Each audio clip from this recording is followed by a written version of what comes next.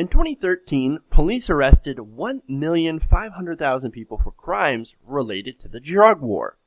Now, 82% of those people, of those arrests, were for possession. So, you have marijuana, you have crack. Most of it's marijuana, to be honest with you.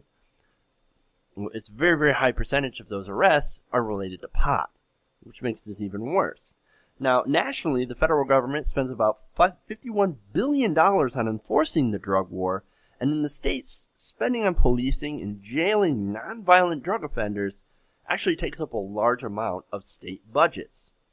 However, one city police chief is trying to change that. Now, this is Gloucester Police Chief Leonard Campanello. Now, in his city of Gloucester, he has mandated the local police department no longer arrest anyone who comes into the police station looking for help, even if they are carrying illegal drugs. Instead of arresting them for possessing drugs, Campanello says he has instructed his police to put those looking for help in contact with agencies with detox and recovery options. We are not going to arrest people that have drugs on them. Instead, we're going to send them out to get help. Basically, he's advocating treating drug addiction as a disease instead of as a crime. That's awesome. Now, in a statement, Campanello told the community, quote, "I've never arrested a tobacco addict, nor have I ever seen one turned down for help when they develop lung cancer. Whether or not they have insurance, the reasons for the difference in care between a tobacco addict and an opiate addict is stigma and money. Petty reasons to lose a life." I love that. I love that. Because you're actually pointing out the obvious. We don't arrest people who are addicted to tobacco. We don't arrest people who are addicted to caffeine. I know I'd be in prison right now if that was a crime, right?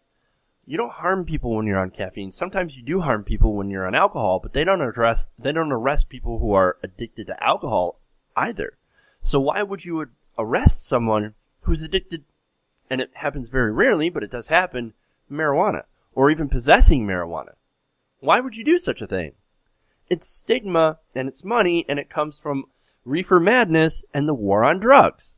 The war on drugs, of course, being very, very profitable for the DEA, police departments, and the prison industrial complex. Now, this guy, this police chief, he doesn't want any part of that. He is sick and tired of seeing his community arrest people, fill up their prisons with nonviolent drug offenders and people that just need help. I love it. Now, he doesn't just want to change drug policy in Massachusetts. Now, he's also planning to travel to Washington, D.C. in order to push the federal government for more sensible drug laws.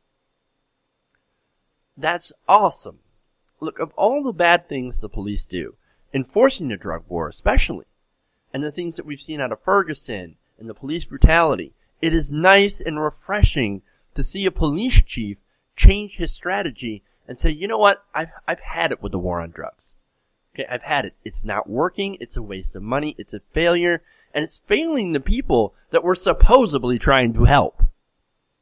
Remember, the whole idea of the war on drugs is so that people don't get addicted to it and people don't do it and ruin their lives. But what have we turned it into? Well, we're going to ruin your lives to prevent you from ruining your lives. It makes no sense. It's an outdated policy. It's absolutely ridiculous, and it needs to be done away with on the federal level.